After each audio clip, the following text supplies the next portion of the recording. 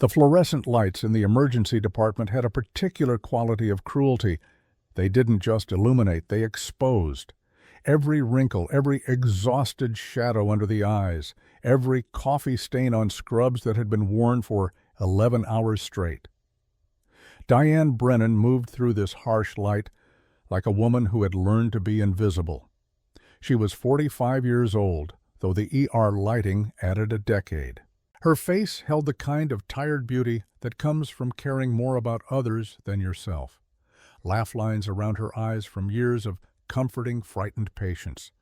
A permanent crease between her brows from years of concentrating on IV lines and bad veins, on subtle changes in vital signs, on the thousand small details that separate life from death. On the fourth finger of her left hand, she still wore a simple gold wedding band. Marcus had been dead for 3 years, but she couldn't bring herself to take it off. Sometimes she caught herself spinning it when she was nervous. A tell. A weakness she couldn't quite eliminate. She was spinning it now. Mr. Patterson, 78 years old, lay in bed 7. The monitors beeped their steady rhythm, but Diane had learned to hear what the machines didn't say.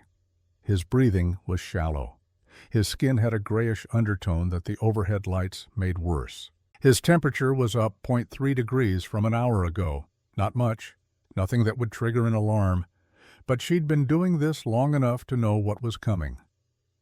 She checked his IV site. Slight redness. She palpated his abdomen gently. He winced, though he tried to hide it. Rebound tenderness. Elevated white count on his morning labs. The constellation of signs that spelled one word: sepsis, early, catchable, treatable, if someone acted now. Diane straightened, pulling her stethoscope from around her neck. She moved toward the nurse's station, but froze when she heard the voice. Dr. Ethan Holloway's voice. He was 38 years old and looked like he'd been designed in a laboratory to be the perfect surgeon. 6 feet tall, athletic build maintained by a personal trainer whose fees exceeded most nurses' monthly rent. Hair styled with the kind of casual perfection that required considerable time and product. His white coat was pristine, pressed, with his name embroidered in royal blue thread. Beneath his name, another line: Chief of Surgery. Beneath that line, though not embroidered, hung an invisible truth that everyone in the hospital knew. His father had donated $12 million for the new oncology wing. He was walking down the corridor with an entourage. 4 resident physicians, eager and terrified, clutching tablets and trying to match his stride. And trailing slightly behind, laughing at something he'd just said, was Bryn. Bryn was 24, fresh out of nursing school, with the kind of youth that made her immune to the cruelty of fluorescent lights. She looked at Dr. Holloway the way people looked at celebrities, with admiration bordering on worship. Diane understood it. When you're young and the world feels overwhelming, it's comforting to believe in hierarchy, to believe that the people at the top deserve to be there. That confidence equals competence. She'd believed it too once, 22 years ago, before she learned better. The group was passing bed 7. This was her moment. Diane stepped forward, clearing her throat. Dr. Holloway? He didn't stop walking, didn't even slow down. Dr. Holloway, she repeated louder. Mr. Patterson in bed 7 is showing early signs of sepsis. I think we should... He stopped, turned. The 4 residents stopped with him, a perfectly choreographed movement. Holloway looked at her, really looked at her for the first time. His eyes moved from her face down to her badge, reading her name, confirming what he already knew. Diane. He said her name the way you might say unfortunate or disappointing. You've been here, what, 20 years? 22. 22 years. He smiled. It didn't reach his eyes. Still just a nurse. The residents found sudden interest in their shoes. Bryn's smile faltered, uncertain.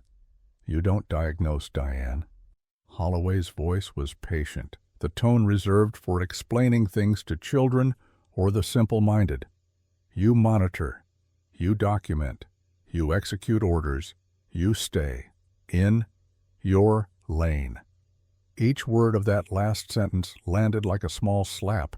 He held her gaze for 3 seconds, an eternity, a power play. Then he turned back to his entourage. Where were we? Ah, yes, the Fitzgerald case. Fascinating presentation. The tumor had encapsulated the... His voice faded as they walked away. Bryn glanced back once, her expression unreadable, before hurrying to catch up. Diane stood in the corridor, hand gripping her stethoscope so tightly the metal bit into her palm. Her wedding ring caught the light. She was spinning it again, around and around. For just a flash, less than a second, she wasn't standing in the ER. She was somewhere else. The smell of antiseptic mixed with something darker. A different hospital. Marcus lying on a bed, his face gray, monitors beeping slower and slower. A different doctor saying different words that meant the same thing. We need authorization before we can proceed. I'm sorry, the insurance... Then she blinked, and she was back. Just the fluorescent lights and the steady beep of monitors and the squeak of her shoes on linoleum. She took a breath, released her stethoscope, smoothed down her scrubs, and went to find Dr. Okoye. Doctor. Samuel Okoye was everything Ethan Holloway was not. 15 years older, with gray threading through his hair and deep-set eyes that had seen suffering and remembered it. He'd trained in Lagos before immigrating to the United States, and he still carried the accent of home in his careful English. More importantly, he listened. Diane found him in the staff break room, reviewing charts over a cup of coffee that had gone cold 2 hours ago. Doctor? Okoye, do you have a moment? He looked up, and his face relaxed into a smile. For you, Diane, always. What's wrong? She explained about Mr. Patterson, the vitals, the signs, the feeling in her gut that had been honed by 2 decades of standing between people and death. Okoye didn't dismiss her, didn't mention lanes or hierarchies. He just set down his coffee and stood up. Show me. Together, they walked to bed 7. Okoye examined Mr. Patterson with the kind of thoroughness that couldn't be rushed or faked. He asked questions. He listened to answers. He palpated the abdomen, and when Mr. Patterson winced, Okoye's face tightened. You're right, he said quietly. Early sepsis. We need blood cultures, broad-spectrum antibiotics, fluids. Good catch, Diane. Thank you, doctor. Thank you. He started writing orders on his tablet. How long have we worked together? 7 years. 7 years, and I don't think you've ever been wrong about something like this. Not once. The praise warmed her, but it was bittersweet, because it wasn't Okoye she'd gone to first. It was the chief of surgery, the man whose name was on the building, the man who'd told her to stay in her lane. Over the next hour, they administered the antibiotics, adjusted fluids, monitored vitals, and slowly, gradually, Mr. Patterson's numbers began to improve. The grayish tinge faded from his skin. His breathing deepened. The infection, caught early, began to retreat. At 7:45 p.m., his daughter arrived. Mid-50s, well-dressed, clutching her purse like an anchor. How is he? The message said he was sick, but your father is stable, a voice said. Diane turned. Dr. Holloway had materialized from somewhere, his smile polished and reassuring. We caught an infection early, administered the appropriate intervention. He should make a full recovery. The daughter's face crumpled with relief. Oh, thank God. Thank you, doctor. Thank you so much. Holloway accepted her gratitude with practiced humility. Just doing my job. Your father is in excellent hands here at Mercy General. Diane stood 15 feet away, updating another patient's chart.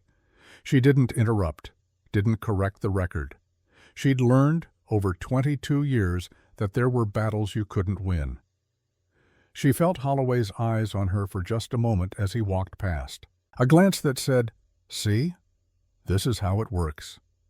This is the natural order." She kept her head down and kept working. But her hands were shaking, just slightly, just enough that she had to set down her pen and press her palms flat against the counter. She thought about Marcus, about the way he'd look at her after her shifts when she came home exhausted and defeated, the way he'd pull her close and say, "You're the best I've ever seen, Di. Don't let them make you small." Marcus had been a Marine, 2 tours in the Middle East before he came home and went to engineering school. He'd built bridges after learning to destroy them. He understood structural integrity in both war and peace. He understood what it meant to hold things together under pressure. He'd understood that Diane was load-bearing, that she held things together. Until the day the hospital where he was a patient decided that his insurance authorization wasn't complete, that his chest pain could wait, that the procedure could be delayed until the paperwork cleared. By the time they decided he was worth saving, it was too late. Diane had been there, had watched it happen, had begged the attending physician to act, to treat, to do something. "Stay in your lane, Ms. Brennan. We have protocols." Marcus died on a Tuesday at 2:47 p.m., waiting for permission to live. That was 3 years ago. She still wore his ring, still spun it when she was nervous. She was spinning it now. 8 p.m. The call came over the radio. Ambulance en route with a pediatric emergency. ETA 3 minutes. The ER transformed. Nurses moved with choreographed precision, clearing Trauma Bay 2, pulling equipment, checking supplies. It was a dance they'd performed 1,000 times, but it never became routine, not when the patient was a child. Diane was pulling on fresh gloves when the ambulance bay doors burst open. The paramedics came through fast, wheeling the gurney at a near run. On it, a small boy. Maybe 8 years old. His skin had a grayish-blue tinge that made Diane's stomach drop. Leo Martinez, 8 years old. Stung by a bee at the park, the paramedic rattled off. Severe allergic reaction, anaphylaxis, airway compromised. We gave oxygen, but couldn't establish an IV, veins collapsed, pressure dropping, he's crashing. The boy's mother ran behind the gurney, her face a mask of terror. "My baby! Please, somebody help my baby!" They transferred Leo to the ER bed.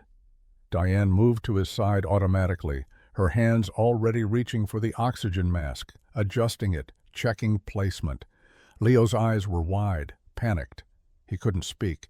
His throat was swelling shut. The characteristic stridor, that high-pitched wheeze, told her everything she needed to know. His lips were turning blue. "Page the attending," someone shouted. Diane looked at the monitor. Oxygen saturation, 79%. Heart rate, 140.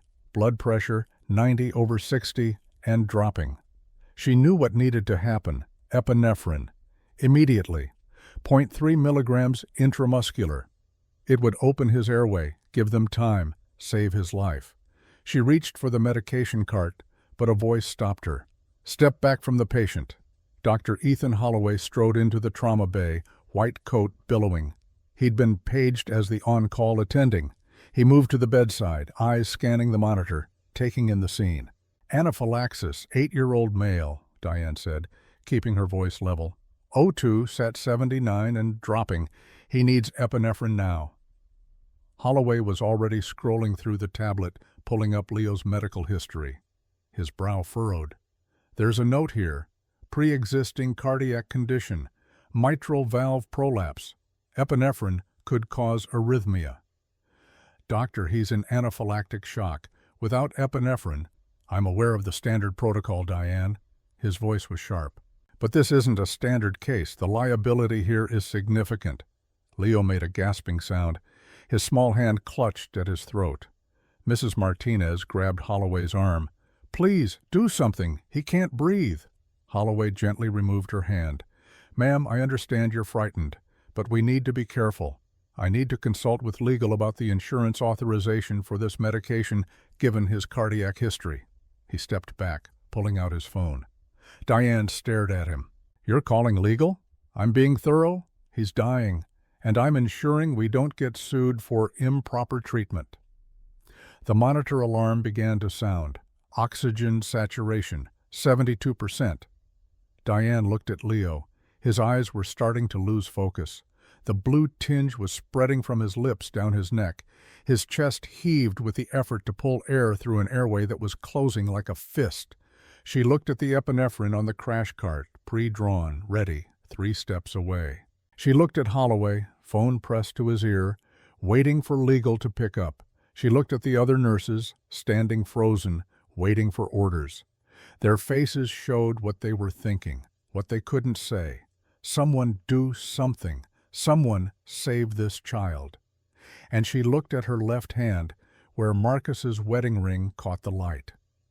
For 3 seconds, an eternity in the ER, she heard her husband's voice, clear as if he were standing beside her.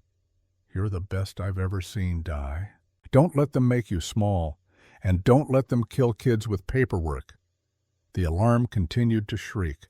Oxygen saturation, 68%. Diane moved. She didn't ask permission, didn't wait for authorization. She stepped to the crash cart, grabbed the epinephrine, returned to Leo's bedside. "Diane," Holloway's voice was low, dangerous. "Step back." She ignored him. Her hands were steady now. No tremor, no hesitation. This was what 22 years looked like. This was what competence looked like. "Diane, I am ordering you to step back from that patient." She drew up the medication. 0.3 milliliters, checked it twice. The muscle memory of 2 decades.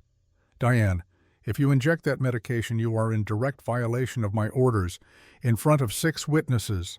His voice dropped to a hiss. "This is insubordination. This is assault on a physician. Do you understand what I'm saying?" She understood. She injected the epinephrine into Leo's lateral thigh. For 5 seconds, nothing happened. The room held its breath. Holloway stood frozen, phone still in his hand, his face transitioning from anger to something that might have been fear. Mrs. Martinez gripped the bed rail, her knuckles white. The other nurses stared, half in horror, half in hope. Then Leo gasped. It wasn't a small breath. It was deep, desperate, beautiful. Air rushing into lungs that had been starved. His chest expanded. The blue tinge began to fade from his lips, replaced by pink, by life, by the color of a child who would live to see tomorrow. The monitor began to change.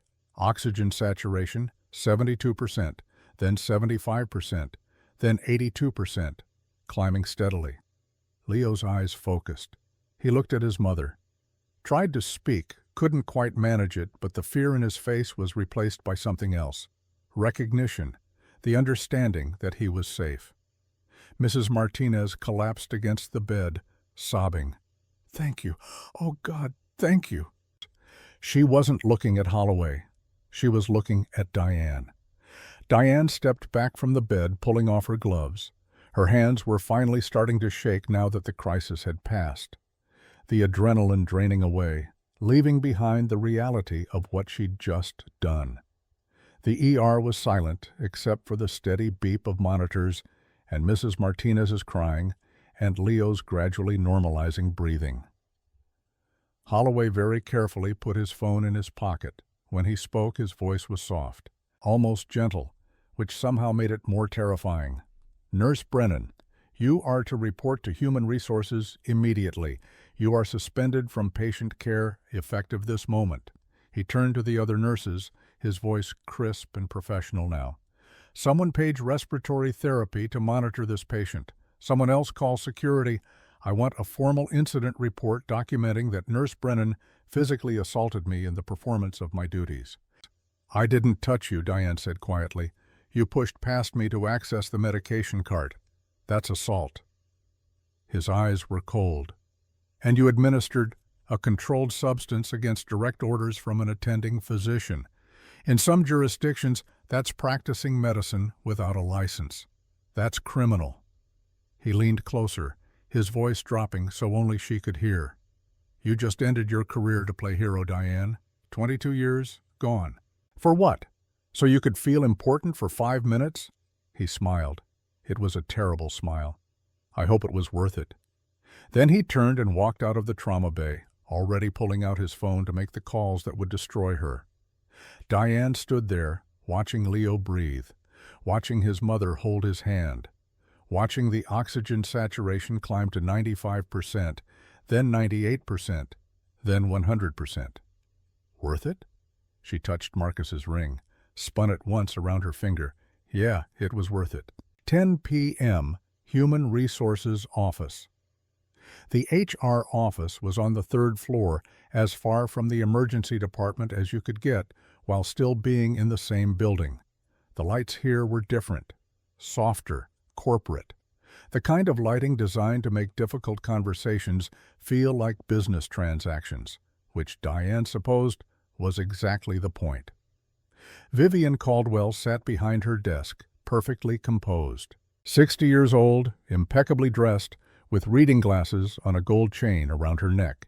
She'd been with Mercy General for 30 years, and she'd perfected the art of delivering bad news with professional detachment. Dr. Holloway sat in the chair to Vivian's left, his wounded dignity on full display. Diane sat across from them, still in her scrubs, and listened as they dismantled her life. "Ms. Brennan," Vivian began, consulting the document in front of her. "Doctor, Holloway has filed 3 formal charges against you. First, insubordination, direct refusal to follow a physician's orders. Second, physical assault on a physician in the performance of his duties. Third, endangering patient safety by administering medication without proper authorization." "The patient is alive because of that medication," Diane said quietly. "The patient," Holloway interjected, his voice tight with controlled anger, "had a pre-existing cardiac condition. You could have caused an arrhythmia. He could have died from your recklessness. He was dying without it. That was my medical judgment to make, not yours." He leaned forward. "You're a nurse, Diane, a highly paid, perhaps even overqualified nurse, but a nurse nonetheless. You don't make decisions. You execute orders. That's the hierarchy. That's how medicine works." The words echoed in the small office. How many times had she heard variations of this? Stay in your lane. Know your place. Remember what you are. For 22 years, she'd stayed in her lane. And for 22 years, she'd watched patients suffer because the people with the power to help them cared more about protocols than people. Vivian cleared her throat. "Ms. Brennan, hospital policy is clear. Insubordination of this magnitude cannot be overlooked. Dr. Holloway is within his rights to request your immediate termination." "Request?" Diane looked at Holloway. "Or demand?" He met her gaze steadily. "Demand." Vivian pulled a piece of paper from a folder. "This is effective immediately. We're revoking your access credentials to the EMR system. Your employee badge will be deactivated within the hour. Security is waiting outside to escort you to your locker." Diane had known this was coming, had known from the moment she injected that epinephrine. But knowing didn't make it hurt less. 22 years, reduced to a security escort and a cardboard box. "Do you have anything you'd like to say?" Vivian asked, her pen poised over the termination document. Diane thought about defending herself, about explaining that she'd saved Leo's life, that every second of delay had been killing him, that medical protocol should serve patients, not protect doctors from liability. But she'd said all of this before, to administrators, to physicians, to anyone who would listen. And it never mattered, because the system wasn't designed to listen to nurses. It was designed to protect the hierarchy. So instead she said, "Leo Martinez is alive. That's all that matters to me." Holloway's jaw tightened. "You're making a mistake by not apologizing. This will follow you. Every hospital in the city will know what you did." "Good," Diane said. "Maybe they'll think twice before letting children die while waiting for insurance authorization." "You self-righteous," Holloway started, but Vivian cut him off with a raised hand. "That's enough.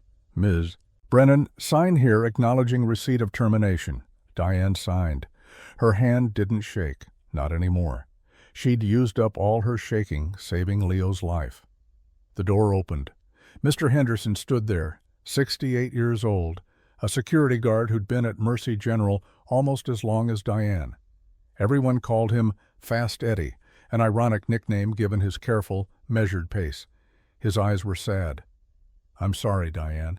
It's not your fault, Eddie." She managed a smile. "Let's get this over with." They walked through the corridors in silence. At this hour, the hospital was quieter. The day shift long gone, the night shift settled into their rhythm. A few people glanced at them as they passed, then quickly looked away. News traveled fast in a hospital. Everyone knew. Everyone understood what that walk meant. Her locker was in the staff changing room. Eddie waited outside while she gathered her things. It didn't take long. 22 years reduced to a cardboard box that wouldn't even fill a car trunk. A stethoscope. The good one, Littman Cardiology 4, that she'd bought during her first year when she still believed that having the best tools mattered. A framed photo of Marcus, their wedding day. He was wearing his Marine Corps dress blues, the uniform he'd earned in places whose names were still classified, and she was in white, and they both looked impossibly young and impossibly happy. A coffee mug someone had given her as a joke. Nurses call the shots. The irony wasn't lost on her now. A spare pair of shoes, a cardigan for when the AC made the ER too cold. A granola bar from 3 months ago. This was what 2 decades looked like. This was the sum total of her professional life, fitting easily into a box meant for copier paper. She closed the locker door, looked at her reflection in the small mirror someone had taped to the inside. 45 years old, tired, unemployed. But Leo Martinez was breathing. She picked up the box and walked out. Eddie escorted her through the ER one last time, past the nurses' station where she'd charted thousands of notes, past the trauma bays where she'd saved hundreds of lives, past the break room where she'd eaten countless sad lunches and cried in the bathroom after particularly hard deaths, past Trauma Bay 2 where Leo was now stable, his mother sitting beside him, holding his hand. The automatic doors opened. The October air hit her face, cold and damp. It was raining. Of course it was raining. Eddie stopped at the threshold. Hospital policy, he couldn't leave his post. "Take care of yourself, Diane." His voice was thick. "And watch that blood pressure." He'd been monitoring it for years, knowing he had hypertension, but refusing to take medication because he couldn't afford the co-pays. "You too, Eddie. Promise me you'll fill that prescription." He nodded, but they both knew he wouldn't. The doors slid shut behind her with a final whoosh. Diane stood on the sidewalk, rain instantly plastering her hair to her forehead. She clutched the cardboard box to her chest, trying to keep Marcus's photo dry. Her car was still in the shop. Something about the transmission. The repair cost more than she had in her checking account. Now she'd never afford it. She had to walk 6 blocks to the Red Line station. 6 blocks in the October rain, carrying everything that remained of her career. She took the first step. Her sneakers squelched on the wet pavement. Behind her, Mercy General Hospital glowed in the darkness. All lit windows and emergency lights and the occasional ambulance pulling in with its sirens wailing. 22 years, and now it was over. Diane walked slowly. The rain fell harder. Traffic splashed dirty water onto the curb. Businessmen with umbrellas rushed past, absorbed in their phones, their urgent destinations, their important lives. She was invisible again, just another tired woman in wet scrubs carrying a sad cardboard box, going nowhere in particular. Her mind looped, replaying the meeting, Holloway's face, Vivian's clinical detachment, the moment she'd pushed past him and grabbed the epinephrine. Insubordination, assault, endangering patient safety. She replayed the moment with Leo, his blue lips, his desperate eyes, his mother's screaming, the way his chest had expanded when the medication hit, the way the color had returned to his face like sunrise. "You're just a nurse." She thought about Marcus, about the way he'd looked at her the last time she saw him alive, the trust in his eyes, the belief that she would fix it, that she could save him, that her training and experience and sheer force of will would be enough. It hadn't been enough. The attending physician had refused to act without authorization, had made Marcus wait, had prioritized protocol over a man's life, And Marcus had died while Diane stood there, powerless, told to stay in her lane. She'd sworn, standing over his grave in Arlington National Cemetery, that she'd never let it happen again, that she'd never let bureaucracy kill someone she could save.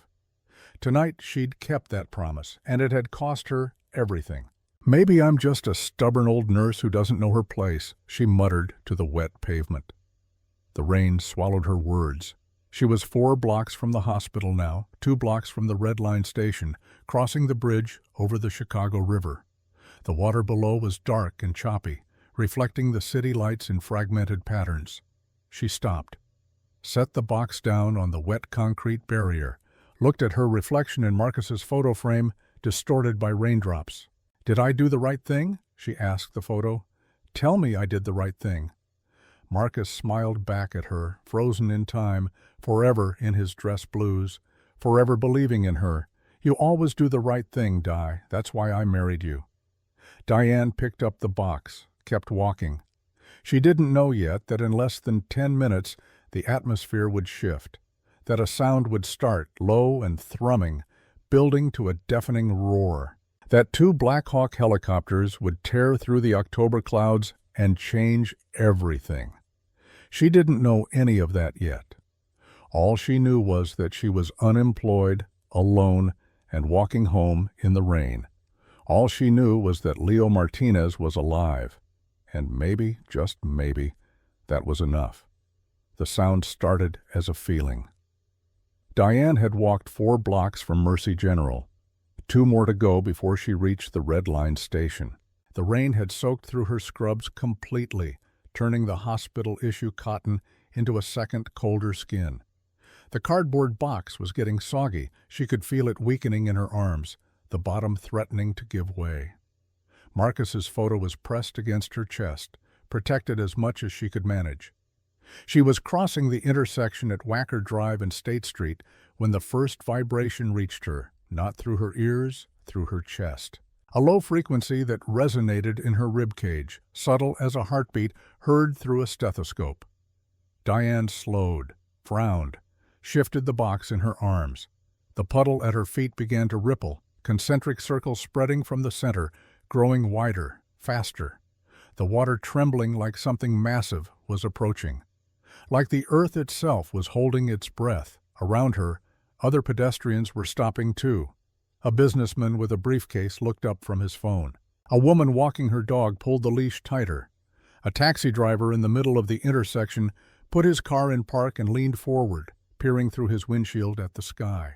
The sound grew, low, thrumming, rhythmic. Thwup, thwup, thwup. The storefront windows began to rattle in their frames. Car alarms started going off in a discordant symphony. The rain itself seemed to pause, suspended in midair for an impossible moment. Then the clouds tore open. 2 helicopters descended through the October sky like the wrath of God. Not the small news choppers that buzzed around the city, not traffic helicopters or medical evacuation birds. These were UH-60 Black Hawks, military grade, painted matte black with no visible markings. The kind of aircraft that spoke of federal budgets and classified operations and situations where normal rules no longer applied. They came in low, dangerously low. The rotor wash hit the street with physical force, a wall of wind that sent newspaper boxes tumbling end over end, trash cans rolling down the sidewalk like bowling pins, car antennas bending nearly horizontal. Diane's wet hair whipped across her face. She had to lean into the wind to keep from being knocked backward. The cardboard box in her arms threatened to tear apart. She turned her body, shielding Marcus's photo. People were running now, screaming. A woman shouted something about terrorists. A man grabbed his child and sprinted for the nearest building entrance. Taxis abandoned in the street, drivers fleeing, leaving doors hanging open, engines running. But Diane didn't run. Her ER training kicked in, the instinct honed over 2 decades.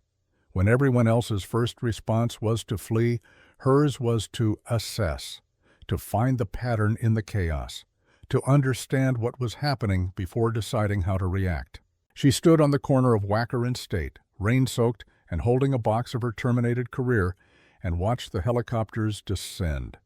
The lead Black Hawk came down with terrifying precision, not to a landing pad, not to a designated zone, right into the middle of the intersection where cars had screeched to a halt and pedestrians scattered like startled birds.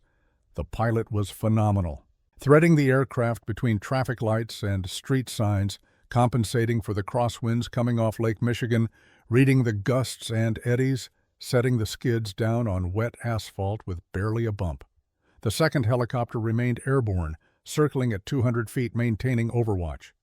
Through the rain and rotor wash, Diane could see a figure in the open side door. Someone with a rifle, a sniper providing cover. For what? The side door of the landed Black Hawk slid open before the skids had fully settled. 3 men jumped out. Not police SWAT, not paramedics. These were military operators in full tactical gear. Dark green and black, body armor, helmets with communication equipment, assault rifles slung across their chests. But the man in the lead wasn't holding a weapon. He was holding a tablet computer, protected in a waterproof case. Captain Miguel Rodriguez was 42 years old, though the scar that ran from his left eyebrow to his cheekbone made him look older, harder. He'd spent 18 years in the Navy, most of it with Naval Special Warfare Command. He'd seen things in Kandahar and Ramadi and a dozen other places that made civilian emergencies look like minor inconveniences. But right now, his face showed something rare for a man in his profession: desperation. He scanned the crowd of fleeing civilians, his eyes moving with professional speed, assessing, categorizing, dismissing, looking for something specific, someone specific. Then he saw her, a woman in blue scrubs soaked through, standing motionless in the middle of the chaos while everyone else ran, clutching a cardboard box. Her hospital ID badge still clipped to her pocket, though she probably didn't realize it. Rodriguez checked his tablet, looked at the woman, checked the tablet again, confirming the photo match. Then he started running. Move! Move! Get out of the way! He dodged an abandoned taxi, vaulted over a bike rack, sprinted across 50 feet of wet pavement in seconds. His boots splashed through puddles, sending water flying. Diane watched him come. Some part of her brain registered that she should probably run, that men in tactical gear sprinting toward you was generally not a positive development. But she was so tired, so completely empty. What else could possibly happen to her today? Rodriguez skidded to a halt 3 feet in front of her. Water splashed up from his boots, soaking her already wet scrubs even more. He was breathing hard, more from adrenaline than exertion. Diane Brennan? His voice was a command, not a question. The kind of voice that expected immediate compliance. Diane nodded slowly. Yes? Rodriguez touched his earpiece. Asset located? I repeat, asset located. We are at the extraction point. Asset? Extraction point? The words didn't make sense. Diane looked past him at the helicopter, rotors still spinning at full speed, and the tactical operators securing a perimeter with their rifles. Ma'am? Rodriguez said, and his voice changed. Less command, more urgency, almost pleading. You need to come with us. Now. Diane looked down at her box. At Marcus's photo, water-spotted and fragile. I was just fired. If you need a medical professional, Dr. Ethan Holloway is back at Mercy General. He's the chief of surgery. He's much more qualified than... We don't want a doctor. Rodriguez stepped closer, close enough that she could see the rain running down his face, close enough that she could see the absolute seriousness in his eyes, close enough that she could read the name tape on his tactical vest. Rodriguez. Ma'am, Intel says you're the best thoracic trauma specialist in this city. We have a critically injured patient 20 miles from here. 8 years old, female. Her airway is crushed. The Secret Service medical team can't stabilize her. 3 different surgeons named you specifically when we asked for the best. The words landed like physical blows. Secret Service. 8 years old, crushed airway. 3 surgeons. The President's goddaughter, Rodriguez continued, his voice dropping but intensifying. Building collapse at a fundraising event. Trachea is deviated. Massive swelling. We can't intubate, can't get oxygen in. He paused, and Diane saw something in his eyes she'd seen 1,000 times in the ER. The look of someone watching someone die and being powerless to stop it. Our medic got on scene 11 minutes ago. Oxygen saturation was 82% then. We immediately scrambled to get you. Current report from 30 seconds ago. She's at 68% and dropping. Heart rate is 45. She's bradying down. Diane's medical training kicked in before her conscious mind could process. Oxygen sat at 68%, heart rate 45, the body shutting down, conserving what little oxygen remained for the brain. They were minutes from cardiac arrest. We have maybe 4 minutes before she goes into full arrest, and we lose her, Rodriguez said. His voice cracked slightly on the word lose. Drop the box, ma'am. We need to go. My husband's picture, then the box comes too. Rodriguez didn't wait for permission. He grabbed the cardboard box with one hand, tucked it under his arm like a football, securing it against his body armor. With his other hand he took Diane's elbow. Not roughly, but firmly. The grip of a man who had run completely out of time for negotiation. Go, go, go! He was running, pulling Diane with him. Her feet stumbled on the wet pavement, then found their rhythm. They sprinted across the intersection toward the waiting helicopter. The rotor wash hit them like a physical wall, nearly knocking Diane off her feet.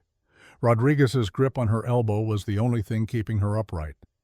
The two other operators fell in behind them, weapons up, scanning for threats in a city that suddenly felt very hostile. Rodriguez practically threw Diane through the open side door. She sprawled across the metal floor, her wet scrubs sliding on the diamond plate. Strong hands grabbed her, pulled her further in, strapped her into a jump seat with practiced efficiency. Rodriguez jumped in after her, still clutching her cardboard box. Lift off! Punch it! We are now 12 minutes past initial contact. She's coding. The helicopter surged upward. Diane's stomach dropped into her feet. The G-forces pressed her back into the seat. Through the open door she saw the street falling away at impossible speed. Saw the crowd of people getting smaller, saw the city spreading out beneath them in a grid of lights and water and movement. Saw Mercy General Hospital in the distance, a gray block where her career had ended 15 minutes ago. The pilot banked hard, turning northwest. The city tilted at a 45-degree angle.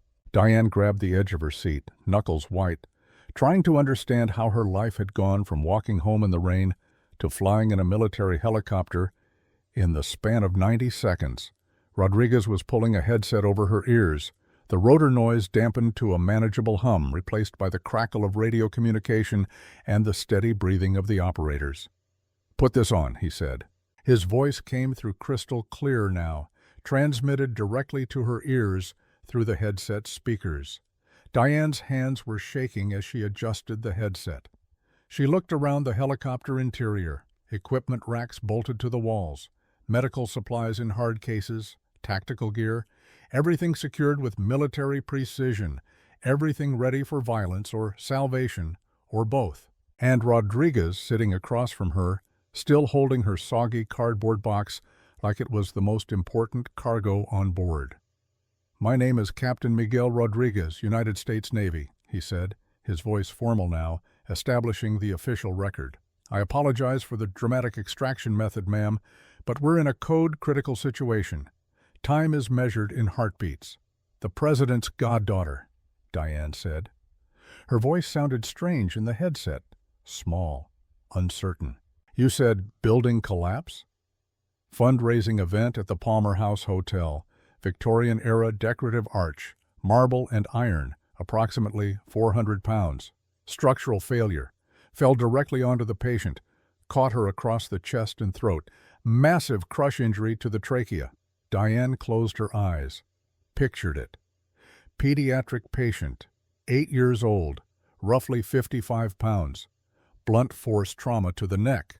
The trachea would be crushed, possibly transected. The airway would be compromised. Swelling would be massive and getting worse by the second. Trying to intubate orally would be impossible, maybe even dangerous if the trachea was already torn. You could push the tube right through into the mediastinum. "Why me?" she asked, opening her eyes. "There are dozens of thoracic surgeons in Chicago, specialists who—" "We landed on the roof of your hospital first," Rodriguez interrupted, 45 seconds after the 911 call came in. "We had orders to extract Diane Brennan, thoracic trauma specialist, by name. Your administrator tried to send someone else instead." Diane's chest tightened. "Who?" "Dr. Ethan Holloway. Said he was the chief of surgery, superior medical authority, more qualified. Tried to board the aircraft, was very insistent." Something cold moved through Diane's chest. Of course Holloway would try to steal this. Another opportunity to be the hero. Another chance to add to his legend. The chief of surgery who saved the president's goddaughter. "What happened?" she asked quietly. Rodriguez's scarred face pulled into something that might have been a smile if it wasn't so grim, so satisfied. "My sniper put a laser dot on his chest, told him to sit down." The smile widened just a fraction. "He sat down very quickly, didn't say another word, just sat there on the wet helipad while we took off." Despite everything, the fear, the confusion, the sheer impossibility of the last 5 minutes, Diane felt a laugh bubble up in her throat. Hysterical, inappropriate, but genuine. The image of Ethan Holloway, arrogant and untouchable, sitting down on a rooftop because a Navy sniper told him to, the man who'd fired her an hour ago, reduced to following orders from someone who actually had the power to enforce them. "Ma'am," Rodriguez's voice pulled her back to the present. "I need you to focus now. I'm going to brief you fully on the patient. You need to be ready to work the second we land." Diane took a breath, pushed away the laugh, pushed away the image of Holloway, pushed away the fear and the confusion and everything except the medical problem. This was what she was good at. This was what 22 years had trained her for. Not the politics, not the hierarchy, not the lane staying, the work, the actual work of saving lives. "Go ahead, Captain." Patient name is Sophie Crawford, 8 years old, approximately 55 pounds, previously healthy, no significant medical history, crush injury from falling decorative arch. Primary impact across upper chest and throat. Witnesses report immediate respiratory distress. Our combat medic was first on scene. He's a Navy corpsman, 15 years experience, 2 deployments. Rodriguez checked his tablet reading from the medic's report. He found tracheal deviation to the right side, subcutaneous emphysema, air leaking into the soft tissues, stridor, progressive cyanosis. He called it in as a surgical airway situation immediately. Colonel Hayes attempted oral intubation twice. "Who's Colonel Hayes?" "Our flight surgeon, Air Force, 15 years combat medicine, excellent physician, but he couldn't get visualization. Too much blood, too much swelling. He's afraid if he keeps trying, he'll tear what's left of the trachea and she'll exsanguinate. So he needs a cricothyrotomy," Diane said. The procedure was forming in her mind. The anatomy, the landmarks, the risks. "That's what he said. But ma'am," Rodriguez hesitated. "He also said he's never done one on a conscious pediatric patient. Adult combat casualties, yes, but never a child. And he's terrified he'll hit the carotid or jugular if he cuts blind through that much swelling." The helicopter banked again. Through the open door, Diane could see O'Hare Airport approaching. The massive runways lit up against the darkness. The Air Force Reserve Base adjacent to it. And parked on the tarmac, unmistakable even from this distance, the distinctive humped shape of Air Force One. "How long until we land?" Diane asked. Rodriguez checked his watch. 90 seconds. He listened to something in his earpiece. His face went tight. When he spoke again, his voice had changed. Harder, more urgent. "Updated vitals from 30 seconds ago. O2 sat is now 64%. Heart rate 38. Blood pressure 80/50. 64%. Heart rate 38. The numbers told a story. The body was shutting down. The brain was being starved of oxygen. Permanent damage was happening right now, this second, while they flew through the October sky. "Does she have IV access?" Diane asked, her mind already running through the protocols. Yes, ma'am. 2 lines, bilateral antecubital, normal saline running wide open. We've pushed atropine twice for the bradycardia, but it's not holding. Tell them to have a crash cart ready, pediatric airway kit, and tell Colonel Hayes to be ready for CPR because if she arrests while I'm trying to get that airway, we'll need to compress through the procedure. Rodriguez relayed the orders into his radio. Diane could hear the responses crackling back, voices she'd be meeting in less than a minute. The helicopter descended sharply. Diane's ears popped. The pressure change was almost painful. Ma'am, Rodriguez said, and his voice had changed again, softer, more human. I've been doing extractions for 18 years. I've pulled doctors from war zones, specialists from disaster areas, the best of the best from every field you can imagine. He leaned forward, and Diane saw something in his eyes she hadn't expected. Respect. When we asked who could do this procedure under these conditions, 3 different surgeons all said the same thing. They all said your name, not Dr. Holloway, not anyone else at your hospital, not the chief of thoracic surgery at Northwestern or the head of pediatric trauma at Lurie Children's. You. The helicopter was descending fast now. Diane could see the ground rushing up. Why? She asked quietly. I'm just a nurse. No, ma'am. Rodriguez's voice was firm, final. You're the person who's going to save that little girl's life. And you're going to do it because you're the best at what you do. Not because of a title, not because of a degree, because of skill and experience and the ability to perform under pressure when everyone else freezes. He paused. That's why they gave me your name. That's why we came for you. And that's why you're here instead of anyone else. The Black Hawk hit the tarmac hard. Diane's teeth rattled. The side door was already sliding open before the skid stopped bouncing, cold October air rushing in, carrying the smell of jet fuel and rain and fear. Move, move, move. Diane unbuckled, jumped down. Her shoes hit concrete. Rodriguez was beside her in an instant, still carrying her box, one hand on her elbow guiding her. They were running across the tarmac, past armored SUVs, arranged in a defensive perimeter, their headlights cutting through the rain like searchlights. Past Secret Service agents in dark suits with earpieces visible and hands near concealed weapons, their faces carved from stone. Toward a massive aircraft hangar, its doors open wide, spilling harsh white light into the darkness like a beacon. A man in a dark suit stepped forward, hand raised in the universal gesture for stop. Hold it! Manifest lists Dr. Ethan Holloway. Who is this? Holloway is compromised, Rodriguez barked without slowing down. His voice carried the weight of someone who wouldn't be questioned.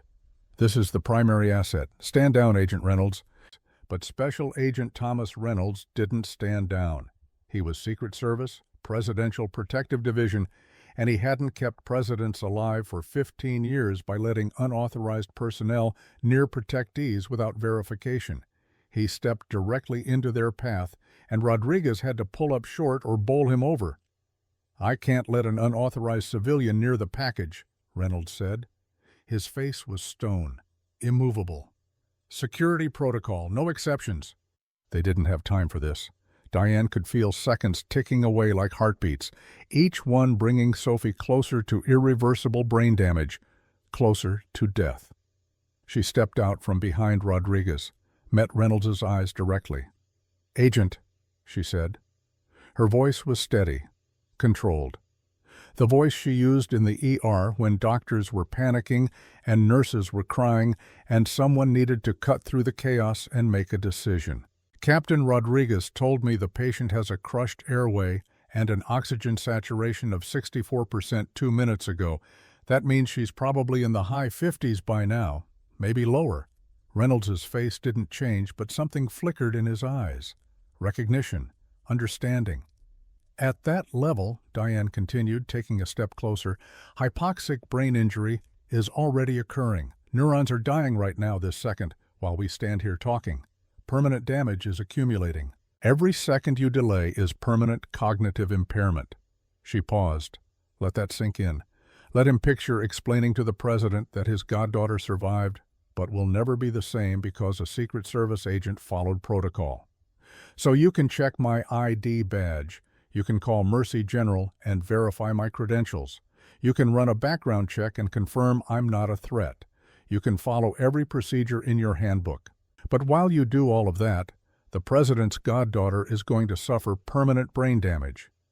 Diane held his gaze. You have about 30 seconds to decide if you want to be the person who made that happen, if you want to be the one who tells President Crawford that his goddaughter is alive but can't speak or walk or recognize her own name because you were thorough. For 3 heartbeats, Reynolds stared at her. She could see the calculation happening behind his eyes. Risk assessment, threat evaluation, the weight of responsibility. Then he stepped aside. Get her in, but if this goes wrong, it's on you, Rodriguez. Roger that. They ran. The hangar was vast, designed to accommodate C-130 transport aircraft. But tonight, it had been converted into an emergency field hospital that looked like something from a war zone. Portable lights on tripod stands, creating islands of harsh illumination against the darkness. A gurney in the center of the space, surrounded by equipment, monitors beeping frantically. That rapid, high-pitched rhythm that meant a heart in distress. Medical personnel in military fatigues working with controlled desperation. And in the bed, a small figure. Too small. Diane crossed the distance in seconds. Her exhaustion forgotten. Her terminated career forgotten. Everything forgotten except the patient. Sophie Crawford was 8 years old with blonde hair matted with blood and debris. Her neck was swollen to twice its normal size, a grotesque purple bulge that spoke of massive internal trauma and bleeding. Her lips were blue-gray, the color of sky before a tornado. Her chest heaved with the desperate effort to pull air through an airway that was barely there. The monitor showed the story in brutal numbers. O2 sat 61%, heart rate 35, blood pressure 78/48, all falling, all trending in the wrong direction. A man in military medical fatigues stood at the head of the bed, holding a laryngoscope in trembling hands. Colonel William Hayes was 53 years old, a flight surgeon with 15 years of combat experience. He'd performed emergency medicine in field hospitals from Bagram to Baghdad. He'd saved lives in conditions that would make civilian trauma centers look like spas. But he'd never looked more terrified than he did now. I can't get the view, he was saying, his voice cracking. Desperate. Too much blood, too much swelling. I can't see the vocal cords, I can't see the epiglottis, I can't see anything. A nurse was suctioning, the catheter making wet gurgling sounds, but blood kept welling up, dark venous blood mixing with pink frothy secretions. Sats are 59, another voice called out. Clinical, detached. The emotional distance you needed to function in a crisis. Heart rate 34/33, Diane didn't ask permission, didn't introduce herself, didn't waste a single second on protocol or hierarchy or any of the things that had governed her entire career. She moved directly to the head of the bed, shouldering in beside Hayes, her eyes already scanning Sophie's neck. The swelling was worse than she'd imagined. The normal landmarks, the thyroid cartilage, the cricoid ring, the slight depression of the cricothyroid membrane were completely invisible beneath the trauma. It was like trying to read a map that had been crumpled into a ball and soaked in blood. Stop, Diane said. Clear, firm, command. Hayes looked up, seeing her for the first time. His face showed confusion, then hope. Who are you? The person who's going to tell you that you're digging around in a shattered larynx. Diane's voice was calm, clinical. 22 years of ER experience compressed into absolute certainty. If you keep trying to intubate orally, you're going to tear what's left of the trachea. Then she'll never breathe again, and we'll watch her die while holding all the equipment we need to save her. She pointed to Sophie's collarbone, where the skin had a strange puffy quality, like bubble wrap under the surface. See that? Subcutaneous emphysema. Air is leaking into the soft tissues. That means her trachea is transected. probably torn at the junction with the mainstem bronchi. Every time you try to bag her, you're pushing air into her chest cavity instead of her lungs. Hayes stared at the swelling. His face had gone pale. We need a surgical airway, a crick, but I can't find the landmarks. The swelling is too severe, the anatomy is completely distorted, and if I cut blind and miss... His voice dropped to a whisper. If I cut wrong, I hit the carotid or the jugular. She bleeds out in 10 seconds and dies in front of the president. His hands were shaking. Not from lack of skill or lack of experience. From the weight of knowing that the president's goddaughter was dying and he couldn't save her. From the fear that had been his constant companion for the last 15 minutes. I can't do it, he whispered. God help me, I can't do it. The monitor alarm began to wail, that continuous, ear-splitting shriek that means a patient is dying.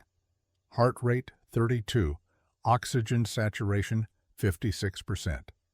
Diane looked at Sophie, at her blue lips and her small chest fighting for air and her eyes that were starting to lose focus. At the way her fingers were twitching slightly, early signs of hypoxic seizure activity. She looked at the crash cart beside the bed, at the scalpel sitting on the sterile tray, reflecting the harsh overhead lights, at the tracheostomy tube, size 4.0, pediatric, still in its sterile packaging. She looked at her left hand, at Marcus's wedding ring, still on her finger after 3 years, now smeared with rain and the residue of cardboard box. And she heard his voice, as clear as if he were standing beside her in his dress blues. You're the best I've ever seen, Di. You know why? Because you don't freeze. Everyone else freezes. You act. That's the difference between people who save lives and people who watch them slip away. Diane stripped off her wet jacket, dropped it on the floor, snapped on a pair of sterile gloves from the open box. Give me the scalpel, she said. Hayes stared at her, really looked at her for the first time. Saw the wet scrubs with Mercy General printed on the chest. Saw the ID badge that said RN, not MD. You're a nurse. I'm a trauma nurse who spent 10 years in the busiest ER in Chicago. Diane held out her hand, steady, no tremor. I've done 3 of these in parking lots, in the dark, with no backup and no equipment beyond what I could carry. Give me the scalpel, Colonel. Ma'am, I appreciate the confidence, but I can't authorize... Colonel, Diane's voice cut through his protest like a surgical blade. Clean, precise. That little girl is dying. You've already told me you can't do this procedure, so you have 2 choices. Give me the scalpel and let me try to save her. Or step aside and watch her die while you wonder for the rest of your life if you should have let someone else try. The monitor. Heart rate 29. O2 sat 54%. Hayes looked at the monitor, looked at Sophie, looked at Diane's outstretched hand. He slapped the scalpel into her palm. The hangar went silent. Even the Secret Service agents standing perimeter seemed to hold their breath. The only sounds were the shrieking monitor and the rain hammering on the metal roof and Sophie's labored, ineffective breathing. Diane stepped to the head of the bed, looked down at Sophie's swollen, distorted neck. For just a moment, less than a second, her hand trembled. She was 45 years old, unemployed. Holding a scalpel she had no legal authority to hold, about to perform a procedure she had no legal authority to perform on the goddaughter of the President of the United States, in front of military doctors and Secret Service agents and God knew who else. If she failed, it wouldn't just end Sophie's life. It would end everything. They'd probably charge her with manslaughter, practicing medicine without a license, criminal negligence. But if she didn't try, Sophie died anyway. And Diane would have to live with that. There was no choice. There had never been a choice. Diane closed her eyes, took 1 breath, 2, visualized the anatomy beneath the swelling. The thyroid cartilage, the Adam's apple about halfway down the neck. Below that, the cricoid ring, the only complete cartilage ring in the entire airway. Between them, a small membrane, the cricothyroid membrane, on an adult, maybe a centimeter wide, on a child half that. On a child with massive traumatic swelling, invisible. She would have to find it by touch alone. Diane opened her eyes, put her left hand on Sophie's neck, fingers probing gently through the swelling. It felt like pressing on a water balloon, the fluid shifting and moving under the skin, disguising everything beneath. She couldn't feel the cartilage, couldn't feel the membrane, couldn't feel anything except distorted, traumatized tissue. "Come on," she whispered. "Talk to me. Show me where you are." She pressed harder, ignoring the fluid, feeling deeper. There had to be something, some landmark, some indication of normal anatomy hiding under the damage. Her fingertip caught on something. A ridge. Subtle but present. Hard where everything else was soft. The cricoid cartilage. "I have it," Diane said quietly. She didn't hesitate. Couldn't hesitate. Hesitation meant thinking. Thinking meant doubt. Doubt meant death. With her right hand, she brought the scalpel down in one smooth motion. A horizontal incision, not vertical. Vertical would cut through too many blood vessels, would fill the field with bleeding, would make everything worse. Horizontal would give her access with minimal bleeding. The blade cut through skin and subcutaneous tissue. Blood welled up immediately, dark venous blood mixing with clear serous fluid from the damaged lymphatics. "Suction!" The nurse moved instantly, clearing the field. Diane used the back of the scalpel handle to separate the deeper tissues, creating a path through the swelling, looking for what she knew had to be there. She was looking for white. The white flash of cartilage. It had to be there. The anatomy couldn't change. No matter how much trauma, no matter how much swelling, the structures were still there. There. Just a glimpse. The cricoid ring, visible for half a second before more blood obscured it. But half a second was enough. "Tube," Diane commanded. "Size 4.0, now." Hayes handed her the pediatric tracheostomy tube. It looked impossibly small in her hand. The diameter of her pinky finger. This tiny piece of curved plastic was the difference between life and death. "I'm going in." She pushed the tube toward the incision. It met resistance immediately. The tissues were swollen, compressed, distorted. The normal passage didn't exist anymore. If she pushed too hard, she'd tear through the back wall of the trachea, go right through into the esophagus, or worse, into the great vessels. Sophie would either aspirate blood and drown, or exsanguinate and bleed out. If she didn't push hard enough, the tube would sit in the false passage, blowing air into the tissues instead of the lungs. Sophie would suffocate while Diane pumped air into her neck.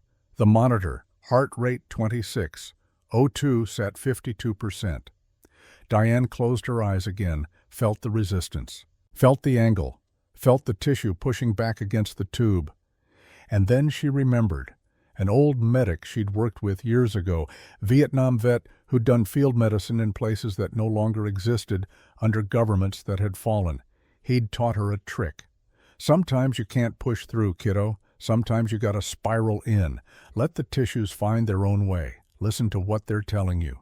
Diane twisted her wrist. A corkscrew motion. Gentle. Persistent. Letting the tube follow the path of least resistance instead of forcing it. She felt it. The give. The sudden lack of resistance that meant she'd found the lumen. The tube had entered the trachea. The tube slid home.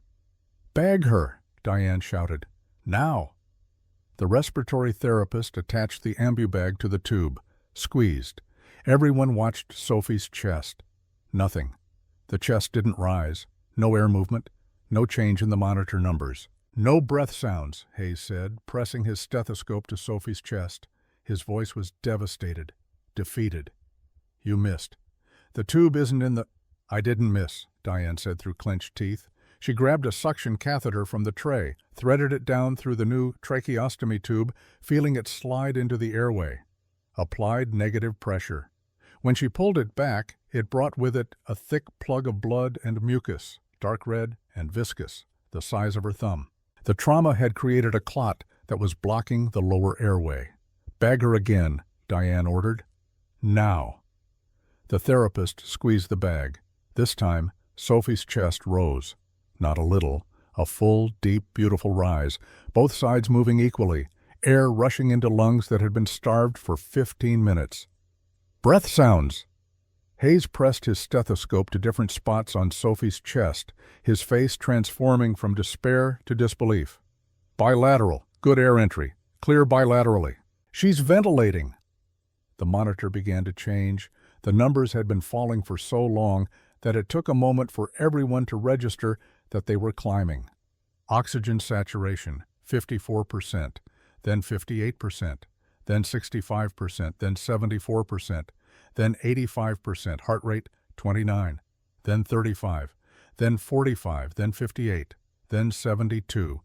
The blue-gray color started to drain from Sophie's lips like water receding from a beach, replaced by pink, by life, by the color of a child who would see tomorrow. Her chest continued to rise and fall with each squeeze of the bag. Regular, rhythmic, beautiful. The respiratory therapist began to cry. Just tears running down her face while she maintained the rhythm, professional to the end. Squeeze, release, squeeze, release. Hayes stepped back from the bed. He pulled off his stethoscope, let it hang around his neck, just stared at Diane. 22 years of combat medicine, 15 years of saving lives in the worst conditions imaginable. And he'd just watched a nurse in wet scrubs do something he couldn't do. He opened his mouth, closed it, tried again. How did you? His voice failed him. Diane was securing the tracheostomy tube with Velcro straps, her hands moving on autopilot. You feel what you can't see. After enough reps, the tissue talks to you. You learn its language. She stepped back from the bed. Her legs felt weak now. The adrenaline was draining away, leaving behind the shakes. She leaned against a supply cart. Sedation, she said, her voice professionally detached even as her hands trembled. Keep her paralyzed and deeply sedated. We need to minimize oxygen demand until you can get her to a surgical theater for tracheal reconstruction. Someone needs to call ahead to Walter Reed, let them know you're coming, and get neurology standing by to assess for hypoxic brain injury. On it, the nurse said, already reaching for the medications. Diane looked down at her hands. They were covered in blood. Sophie's blood, mixed with rainwater and her own sweat and the residue of everything she'd been through in the last 2 hours. These were the hands that Holloway had told to stay in their lane, the hands that had just saved a life while military doctors with decades of experience watched. Sophie was breathing. The monitor showed O2 sat 94%, heart rate 88, blood pressure stabilizing at 95/58. Breathing. Alive. Diane became aware of sound, movement at the hangar entrance, the Secret Service agents straightening to attention, hands clasping in front of them. The wall of dark suits parting. A man walked through. He wasn't wearing a suit, just jeans and a windbreaker, like he'd been pulled away from a casual dinner. But his presence filled the massive hangar instantly. The air changed. Everything changed. President James Crawford was 55 years old, and the job had aged him beyond his years. His hair was more gray than brown. The lines around his eyes were deep, carved by decisions that affected millions. The weight of the office was visible in every movement. But right now he didn't look like the leader of the free world. He looked like a terrified uncle. He crossed the hangar at nearly a run, his Secret Service detail struggling to maintain formation around him, straight to the gurney where Sophie lay, sedated, breathing, alive. He stopped at the bedside, reached out with a trembling hand, touched her small hand where it lay on the white sheet. "Sophie," he whispered. Colonel Hayes stepped forward. "Mr. President, she's stable. Her airway is secure. Oxygen saturation is 94% and holding." Crawford closed his eyes. His shoulders sagged like someone had cut all his strings. For a moment he just stood there, holding his goddaughter's hand, breathing in sync with the ventilator. Then he opened his eyes. "They told me you couldn't get the tube in. They told me she was dying." "I couldn't, sir," Hayes said. The admission clearly cost him, but he was a man of integrity. Military honor ran deep. It was a complex injury. The anatomy was completely distorted. I didn't have the landmarks. I was afraid I'd make it worse. Crawford looked around at the assembled medical team. His eyes swept across the nurses, the respiratory therapist, the other doctors standing at the periphery. Then who did? His voice was quiet, but it carried. Who saved her? Hayes stepped aside, pointed to the woman leaning against the supply cart, still in wet scrubs, blood on her hands, looking like she'd just survived her own personal war. She did, sir. Nurse Diane Brennan. President James Crawford turned, really looked at Diane for the first time. Their eyes met across the harsh lights and medical equipment and the lingering smell of fear. And in that moment, Diane Brennan, unemployed nurse with a cardboard box and a dead husband's wedding ring and absolutely nothing left to lose, realized that the worst night of her life had just become something else entirely, something impossible, something that would change everything. The President of the United States walked toward her, his hand extended, and somewhere outside, thunder rolled across O'Hare Air Force Base, the helicopter's rotors still spinning, the rain still falling. But inside the hangar, a little girl was breathing.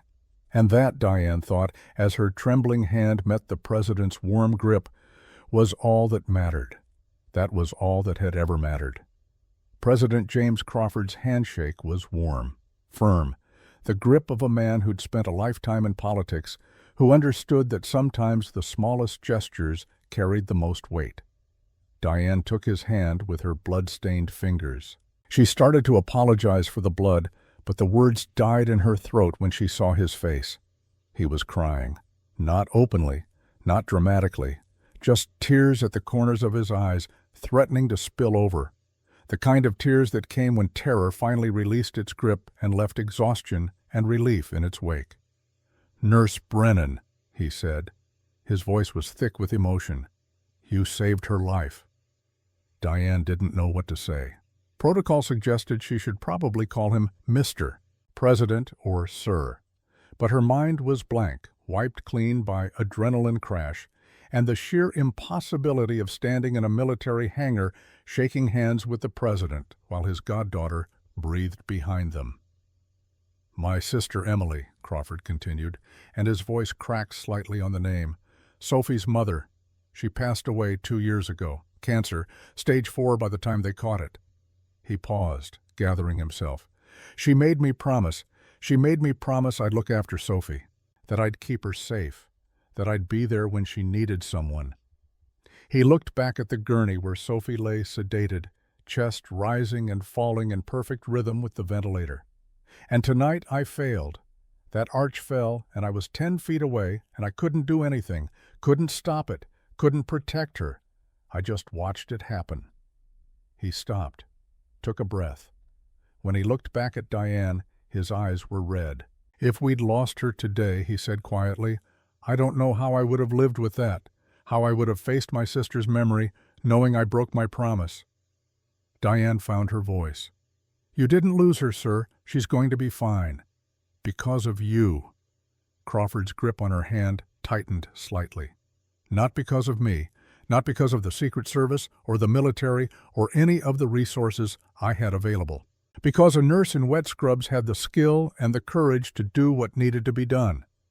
He released her hand, studied her face, really looked at her for the first time, seeing past the exhaustion and the wet hair and the blood. "Where are you based? Mercy General, right? That's where Captain Rodriguez extracted you from." The question was innocent, conversational, the kind of small talk presidents probably made all the time, but it landed like a punch to Diane's solar plexus. She felt her face flush, felt the shame creeping up her neck. The humiliation of the last 2 hours came rushing back.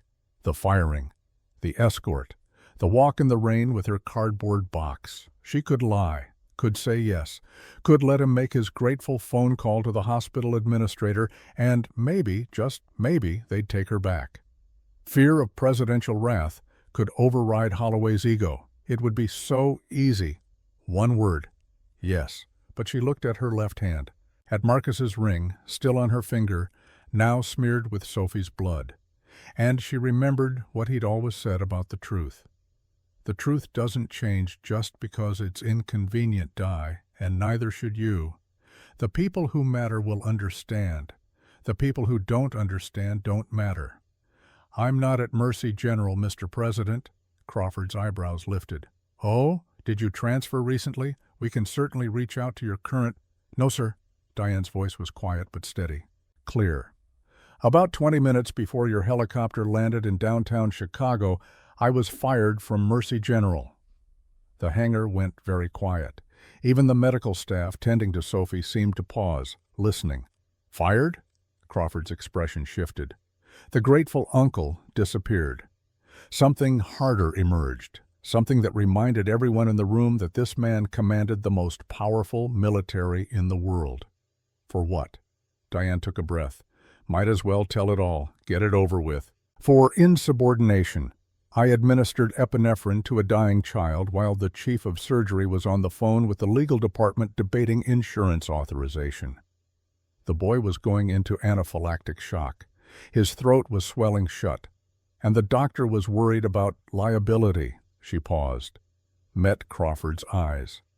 I saved the boy's life, but I broke protocol. I went against a direct order from a physician, so I was terminated. Who gave the order? Crawford's voice was very soft, very dangerous.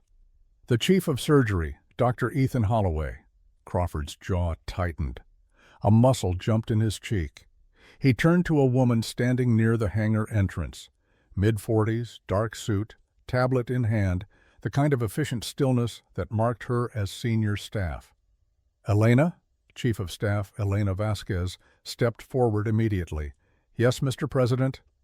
Get the Secretary of Health and Human Services on the phone. Get the Governor of Illinois. And I want to know who sits on the board of directors for Mercy General Hospital. Yes, sir. Elena was already typing on her tablet, fingers flying across the screen. Crawford turned back to Diane. His expression had softened again, but there was steel underneath. Cold, hard steel.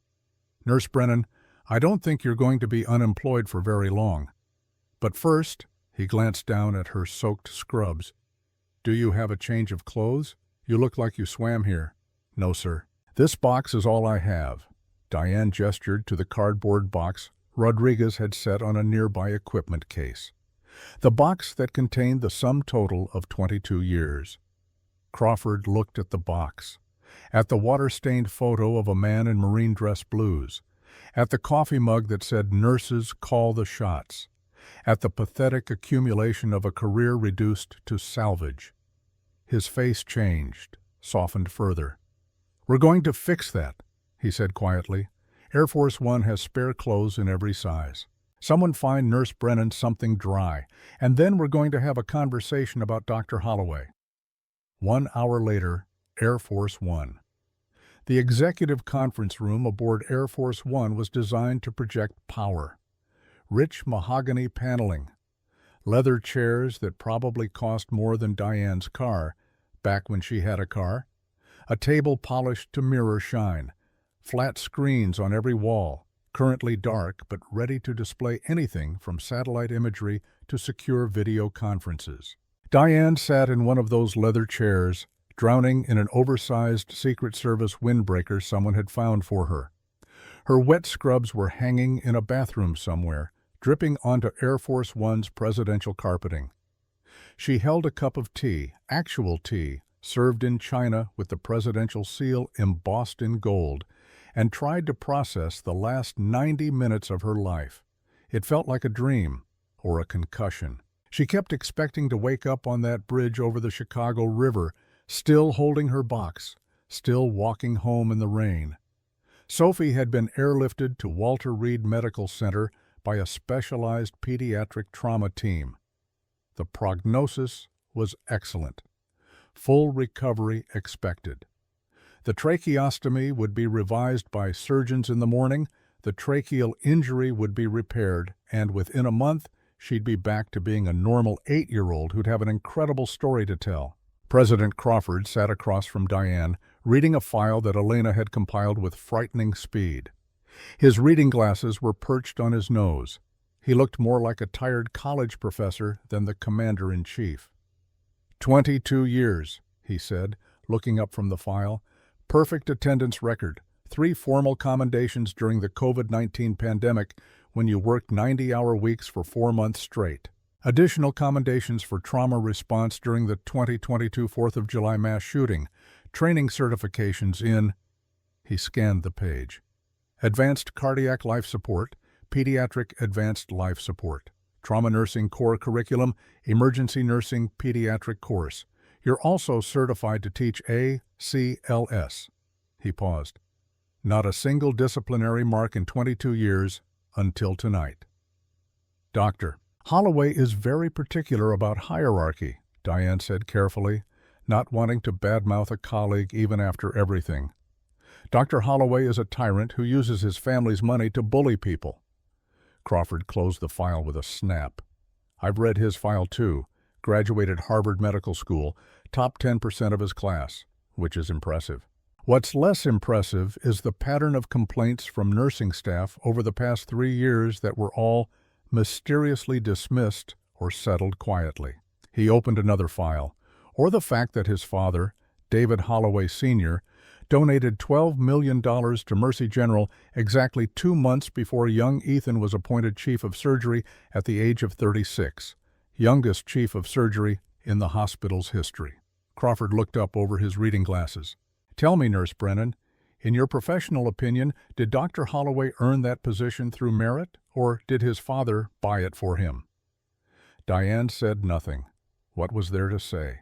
Everyone at Mercy General knew the answer, but knowing didn't change anything. Money and connections always won. Except maybe tonight. Elena entered the room, tablet in hand. Her face was grim. Mr. President, Nurse Brennan, you need to see this.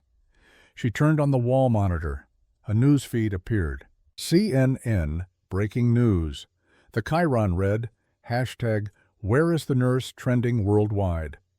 The screen showed cell phone footage, shaky, vertical video shot from street level, 2 massive Black Hawk helicopters descending through October clouds. Rain, wind whipping debris everywhere. People running and screaming. And in the center of the frame, a woman in blue scrubs, standing absolutely still, clutching a cardboard box. The audio was surprisingly clear, cutting through the rotor noise. We don't want a doctor. We want the nurse. Then Captain Rodriguez literally picking Diane up like a sack of flour and throwing her into the helicopter. The aircraft lifting off, banking hard over downtown Chicago, disappearing into the clouds. The footage ended. The news anchor appeared, a perfectly coiffed woman with the kind of makeup that could survive nuclear war. The identity of this mystery nurse has been confirmed by social media users as Diane Brennan, a registered nurse at Mercy General Hospital in Chicago. The dramatic military extraction occurred approximately 90 minutes ago. The Pentagon has declined to comment. The White House has declined to comment, but the internet wants answers. The anchor leaned forward conspiratorially, as if sharing a secret with millions of viewers. Who is Diane Brennan? Why did the military need her specifically? And why, this is the question everyone is asking, why was she standing on a street corner in the rain with a box of personal belongings that appears to contain a framed photo and office supplies? Elena switched feeds. Twitter, or whatever they were calling it this week. The hashtag Where is the Nurse was trending #1 globally. Millions of tweets, theories ranging from plausible to completely insane. She's obviously a secret agent. Nurses are the perfect cover. My aunt is a nurse, and she says this woman saved the president's life in 1997. They've been covering it up. That box contains classified documents. Wake up, sheeple. They've matched your image to the Mercy General staff page, Elena said. Your full name is public. Your nursing license is public record. People are already digging into your background. But here's the problem, Elena continued. She switched feeds again. Now the monitor showed a live press conference. Mercy General Hospital lobby, a bank of microphones bristling like a porcupine. And standing at the podium, looking grave and concerned and absolutely in control, was Dr. Ethan Holloway. Diane stood up so fast the leather chair rolled backward and hit the wall with a bang. On screen, Holloway was speaking to the cameras with practiced sincerity, the voice he probably used for families when he had to deliver bad news. We are aware of the dramatic footage involving our former employee, Ms. Diane Brennan. His face radiated compassion, concern, the perfect blend of professional gravity and personal sadness. It is deeply regrettable. He paused for effect. While I cannot discuss specifics due to patient privacy laws, I can say that Ms. Brennan was terminated earlier this evening for concerning behavior that endangered patient safety. She was experiencing what we believe to be a significant mental health crisis, possibly PTSD-related, given the immense stress healthcare workers have been under. Diane's hands clenched.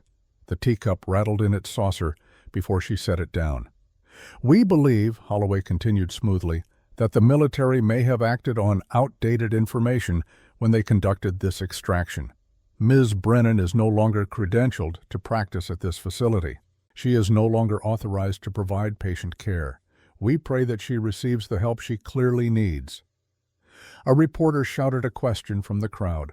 Dr. Holloway, can you confirm whether the military operation was related to a patient emergency at Mercy General? Absolutely not, Holloway said with practiced ease. We have the situation completely under control. Any emergency medical situation would be, and was, handled by our highly qualified medical staff. Ms. Brennan's episode occurred earlier and was handled internally. The camera panned slightly. Standing next to Holloway, nodding in agreement, was Vivian Caldwell from HR. Looking every inch the supportive administrator backing up her chief of surgery. Elena muted the feed. The silence in the conference room was absolute. Crawford's face had gone very still, very cold. Diane had read about this in articles. The president's temper was legendary, but he didn't yell, didn't shout, he just got quiet. And when he got quiet, things happened. He's getting ahead of the narrative, Crawford said. His voice was clinical, detached, which made it more frightening. Smart. If you're a hero, he's the villain who fired you. If you're mentally unstable, he's the responsible administrator who protected patient safety and made a difficult decision. He's going to win, Diane whispered. The reality of it crashed over her like a wave. He has the lawyers, the board, the money. His family built half that hospital. I'm nobody. You're not nobody, Diane. Crawford stood, walked to the window. Outside, the O'Hare tarmac stretched into darkness, dotted with security lights and the shapes of parked aircraft. You're the woman who saved Sophie's life when military doctors with decades of experience couldn't. You're the woman who saved a child tonight against direct orders because it was the right thing to do, even knowing it would cost you your career. He turned back, and Diane saw something in his face that made her breath catch. The look of a man who'd just made a decision, the kind of decision that toppled governments and ended careers and changed the course of history. And I take it very personally, Crawford said softly, when people lie about my friends. He looked at Elena. Is Dr. Holloway still doing his press conference? Yes, sir. Open Q&A session, scheduled to run another 15 minutes. How long to get the motorcade to Mercy General? 12 minutes, sir, Crawford smiled. It wasn't a pleasant smile. It was the smile of a man who'd spent 30 years in politics learning exactly how to destroy opponents, who knew where the bodies were buried because he'd helped bury them. Good, he said. Diane, get your things. We're returning you to your workplace. I think it's time we corrected Dr. Holloway's statement, in person, on camera, for the entire world to see. 15 minutes later, the motorcade 6 black armored SUVs, 2 police motorcycles, 2 Black Hawk helicopters providing air support, all with lights flashing, sirens wailing, racing through Chicago at speeds that would normally result in arrest and impoundment. The city got out of the way. Diane sat in the back of the presidential limousine, wedged between Captain Rodriguez and Elena Vasquez. Across from her sat President Crawford, reviewing talking points on a tablet with the kind of focus most people reserved for diffusing bombs. The limousine was nothing like a normal car. It was a bunker on wheels, armored to withstand rocket-propelled grenades, windows that could stop .50 caliber rounds, communications equipment that could run the entire government from the back seat. "Sir," Diane said quietly, "you really don't have to do this. I appreciate everything you've done already, but—" "Diane," Crawford looked up from his tablet. His eyes were kind but firm. "Do you know why my sister asked me to be Sophie's guardian instead of her husband's family?" Diane shook her head. "Because Emily knew I don't let things go. When I was in the Senate before the presidency, I spent 3 years investigating fraud in the VA medical system. You know why?" "No, sir." "Because a Marine who served under my command when I was a JAG officer couldn't get treatment for his PTSD. The bureaucracy tied him up in paperwork and denials and authorizations for 8 months. And while he waited for permission to get help, he put his service weapon in his mouth and pulled the trigger." Crawford's voice was flat, factual, but there was steel underneath. "His name was Sergeant Marcus Riley.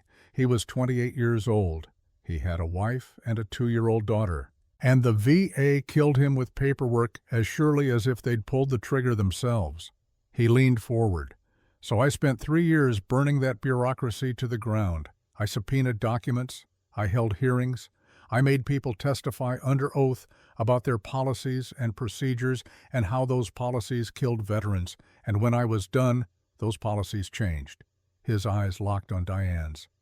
"Dr. Holloway just went on national television and lied about you. He tried to steal credit for your skills when we came for you on that rooftop.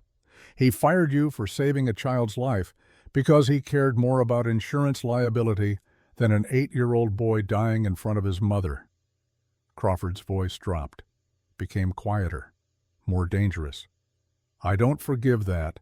I don't forget it. And I sure as hell don't let it stand. Not when I have the power to do something about it." Diane felt tears prick her eyes. When was the last time someone had fought for her like this? Marcus, always Marcus, but since he died, she'd been alone, fighting her own battles, losing most of them. "Thank you," she whispered. "Thank me by not backing down when we walk in there," Crawford said. "The cameras will be on you. The whole world will be watching. Can you look Dr. Holloway in the eye and tell the truth about what happened?"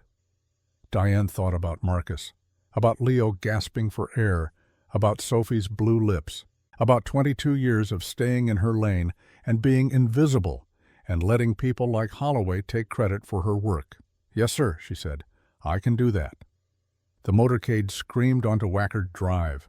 Through the rain-streaked window, Diane saw Mercy General Hospital approaching. The crowd of reporters was even larger now, drawn by the viral video and the mystery. The lobby was lit up like a stage. Rodriguez was listening to his earpiece. He grinned, actually grinned. "Sir, Chicago PD reports that Dr. Holloway just got word of our approach. He's asking dispatch what's going on. Quote, 'Why is the presidential motorcade coming here?'" "Good," Crawford said. "Let him sweat. Let him wonder. Let him feel about 1/10 of the fear that Sophie felt when she couldn't breathe." The motorcade didn't slow down. It roared right up to the hospital entrance, SUVs mounting the curb, police creating an instant perimeter, agents jumping out with practiced efficiency. Through the glass lobby doors, Diane could see Holloway at the podium, could see his face change as he registered what was happening outside, could see confusion, then understanding, then something that might have been fear. 2 Secret Service agents in full tactical gear, Nomex flight suits, body armor, helmets, rifles at low ready, burst through the hospital doors first. "Clear the lane! Make a hole!" The reporters, sensing that something massive was about to happen, turned their cameras away from Holloway toward the entrance. The pivot was instantaneous, collective, like a murmuration of starlings changing direction. Holloway stood alone at the podium, his mouth slightly open. Then the door opened again. 4 Chicago police officers entered, their presence adding official weight. Then Mayor Linda Martinez, Leo's mother, Diane realized with a start.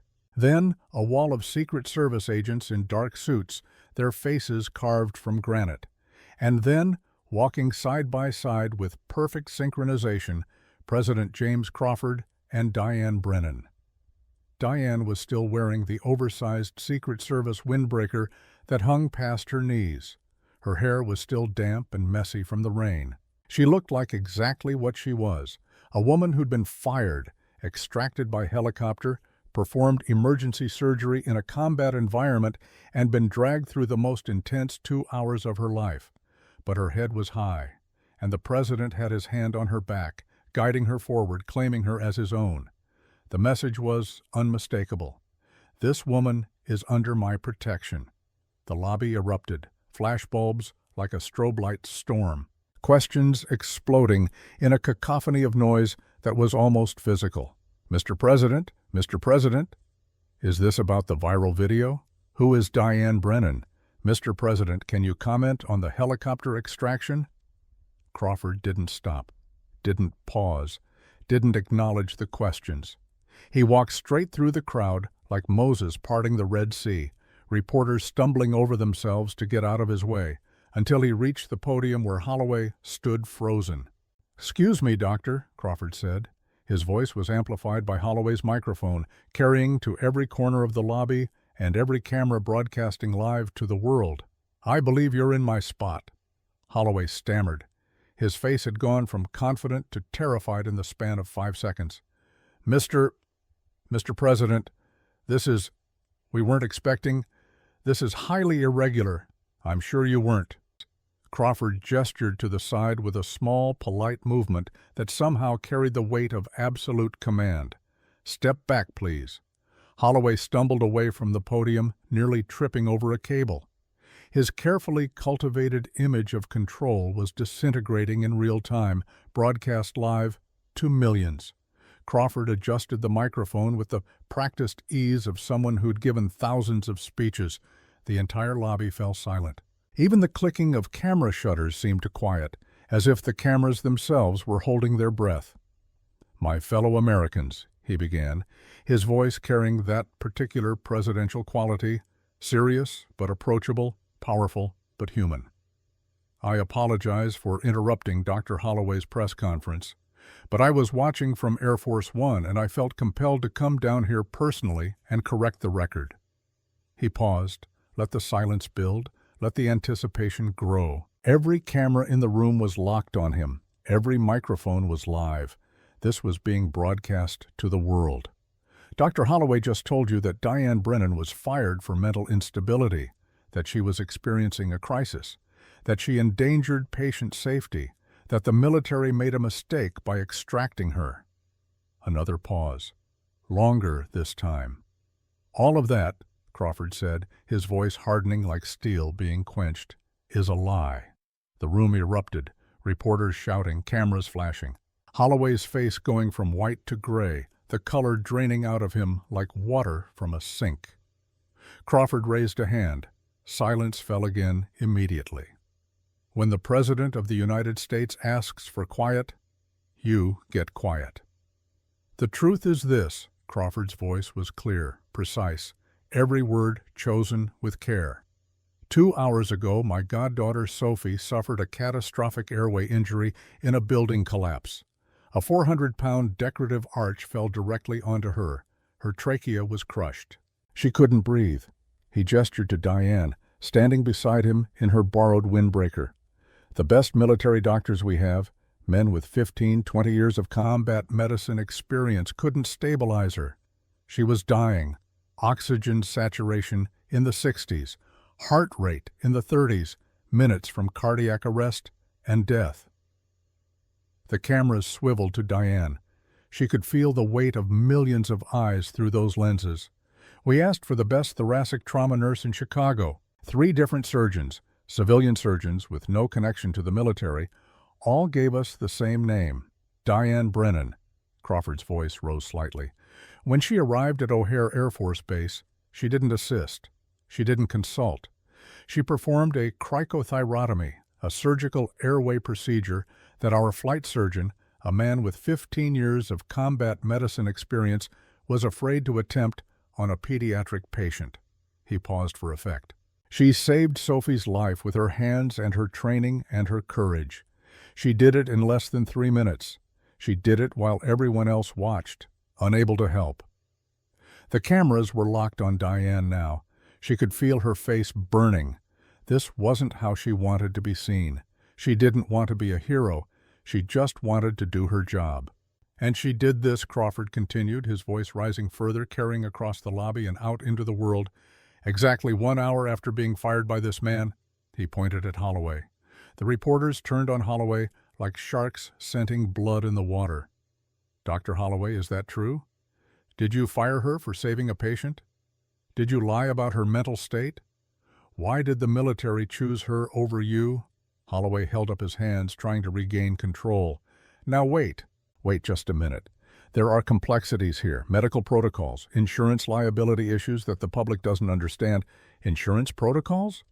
Diane's voice cut through the noise like a scalpel through skin. It was the first time she'd spoken. Every camera swiveled to her immediately. She stepped forward, standing beside Crawford at the podium. The president stepped back slightly, giving her the floor. "Leo Martinez was dying, Ethan." Her voice was quiet, but it carried. Steady. Clear. The voice of someone who'd found their courage. He was 8 years old. His throat was swelling shut, his lips were turning blue. His mother was screaming for someone to help her baby. She paused, met Holloway's eyes across the lobby. "And you were on the phone with the legal department, worried about a lawsuit, worried about liability, worried about insurance authorization, while a child suffocated in front of you." Holloway's face flushed red. "This is absurd.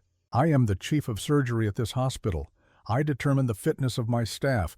You cannot just waltz in here with the president and—" "Actually," Crawford interrupted, his voice cutting through Holloway's bluster like a knife, "I can do quite a bit more than that." He snapped his fingers. Agent Reynolds stepped forward, carrying a manila envelope with the presidential seal embossed on it.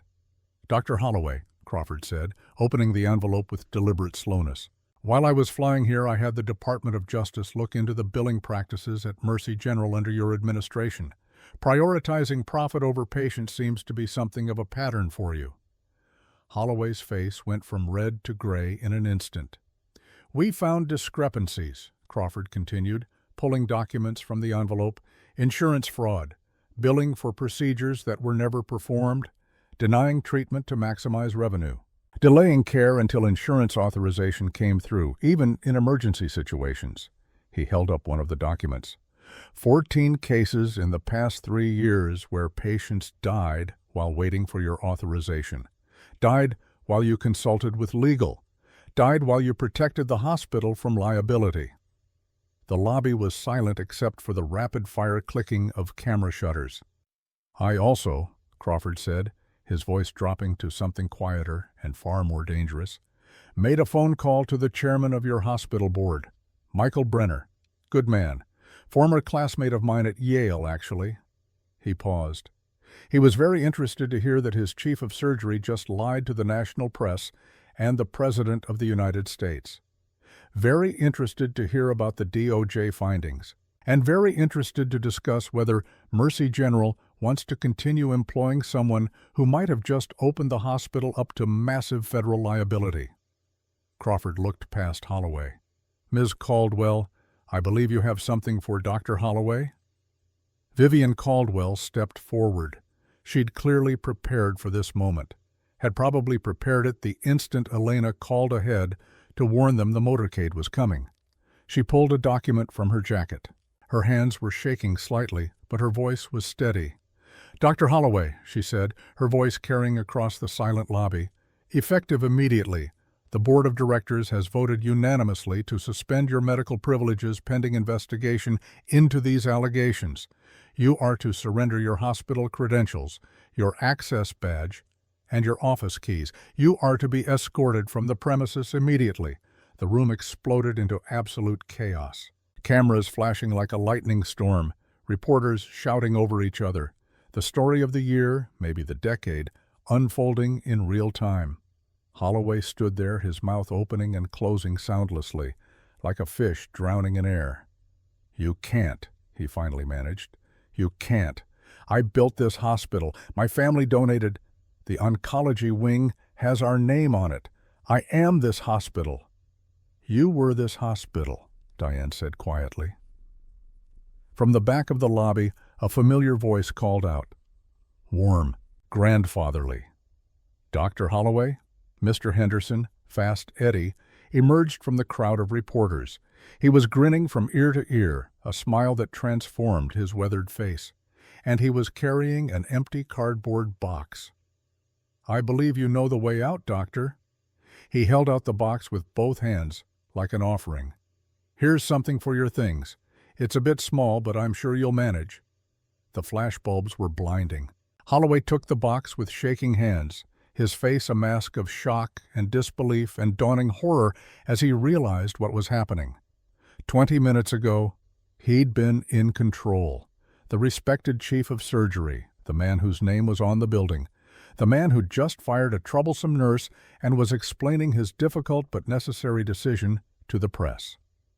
Now he was the man being escorted out by security with a cardboard box. The man whose career was ending in front of cameras broadcasting to the entire world. The natural order had been inverted, and everyone in that lobby knew they were watching something historic, something that would be replayed and analyzed and discussed for years. Holloway looked at Diane one last time.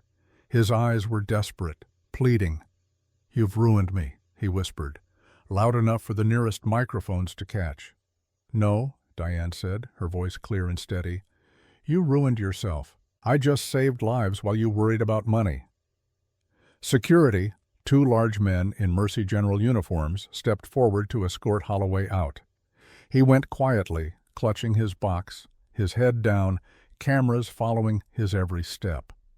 The lobby was still chaos, but Crawford raised his hand again, and somehow, through force of presence or force of office, the room quieted. "Now, Diane," he said, his voice carrying to every corner of the lobby, "about your employment status. I have a job offer for you. Director of Nursing at Walter Reed Medical Center, federal position, full benefits, starting salary of $185,000. The crowd murmured. That was serious money. "But something tells me," Crawford continued with a small smile, "that Mercy General might want to make a counteroffer first." Mayor Linda Martinez stepped forward, Leo's mother. She'd been standing quietly at the edge of the stage, waiting. "Nurse Brennan," she said, and her voice was thick with emotion, "my son is alive because of you. You saved him when Dr. Holloway was willing to let him die.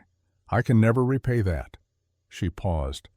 "But as mayor of this city, I can make one thing clear. Any hospital in Chicago would be lucky to have you. And as the mother of the boy you saved, I'm asking Mercy General to do the right thing." She looked at Vivian Caldwell. Vivian stepped forward. She was a survivor, had been at Mercy General for 30 years because she knew when to bend and when to break. And right now, with the president watching and the DOJ investigating and the entire world paying attention, she knew exactly what to do. "Nurse Brennan," Vivian said, "on behalf of the board of directors, I would like to offer you the position of Director of Nursing Operations at Mercy General. You would oversee all nursing staff, implement protocols, and serve as the chief patient advocate. Starting salary of $195,000, full benefits, and a seat on the hospital board." She paused. "If you'll have us," Diane looked around the lobby, at the reporters with their cameras, at the president with his hand still on her shoulder, at Mayor Martinez with tears in her eyes, at Vivian Caldwell offering her a position that didn't exist 2 hours ago, at the spot where she'd walked out in the rain with her cardboard box, thinking her life was over. She smiled. "I think," she said, and her voice carried across the lobby to every listening ear and every watching camera, "I'm going to need a raise." The room erupted in laughter and applause. President Crawford pulled her into a brief hug. "Welcome back, Director Brennan." And somewhere in that crowd, unseen by the cameras, Bryn, the young nurse who'd laughed at Holloway's jokes, was crying and clapping at the same time. The order had changed. The system had bent. and everyone who'd ever been told to stay in their lane had just watched someone break through and win. 1 year later, the October sun was kinder this year. No rain, just crisp autumn air and leaves turning gold and crimson in the courtyard of what was now officially called the Diane Brennan Center for Pediatric Trauma. The name change had been approved 6 months ago. The old Mercy General sign had come down. The new one, elegant brass letters mounted on dark granite, had gone up in its place. Diane stood under a white tent erected in the courtyard for the dedication ceremony. She smoothed the lapels of her white coat. Not the standard nurse's uniform anymore. This was the coat of the Director of Nursing Operations, embroidered beneath her name in gold thread, Patient Advocate Chief. "You look nervous," a voice said beside her. She turned. Leo Martinez stood there, now 9 years old, healthy and vibrant. He was wearing a suit that his mother had probably wrestled him into, and he was trying to sneak a third cookie from the buffet table. "I'm a little nervous, Leo," Diane admitted. "Speeches aren't really my thing. I prefer IVs and bandages." "You'll be great," Leo said through a mouthful of chocolate chip. "Just tell them the story about the helicopter again. That's the best part. Everyone loves that part," Diane laughed. Everyone knows that story by now. It was true. The Black Hawk nurse incident had become folklore, not just in the medical community, but everywhere. The video had been watched hundreds of millions of times. It had sparked a national conversation about nurse autonomy, about insurance companies interfering with medical care, about the dangers of administrative overreach in healthcare. Jenkins laws, they called them Brennan laws now, were being passed in state legislatures across the country. 47 states so far, protecting medical staff who acted in good faith to save lives during emergencies, shielding them from retaliatory firing, creating a legal framework that put patients first. The crowd in the courtyard was immense. There were doctors and nurses, former patients and their families, military personnel in dress uniforms. In the front row sat President Crawford, smiling like a proud father with Sophie beside him. Sophie was 10 now. The scar on her neck was barely visible, a thin white line that would fade more over time.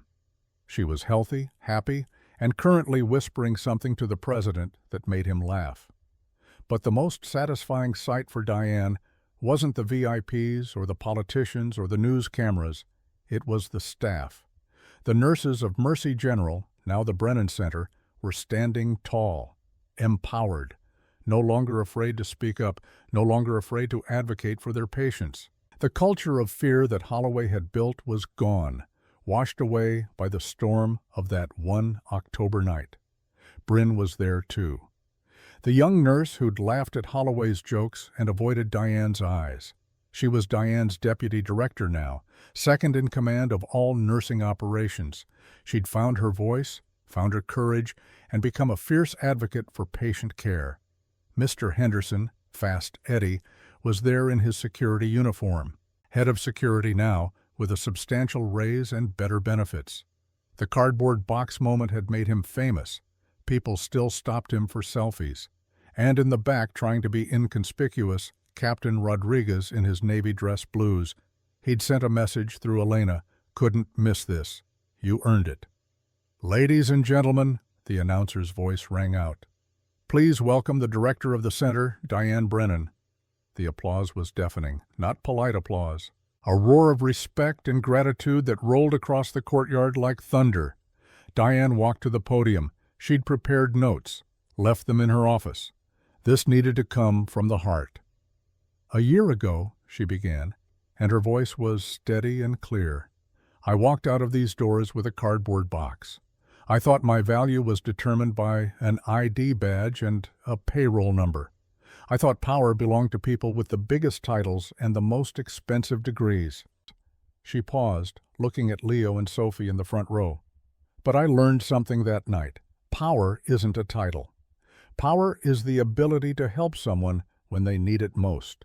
Authority isn't given by a board of directors. It's earned by the trust of your patients, by the respect of your colleagues, by the willingness to do what's right even when it costs you everything."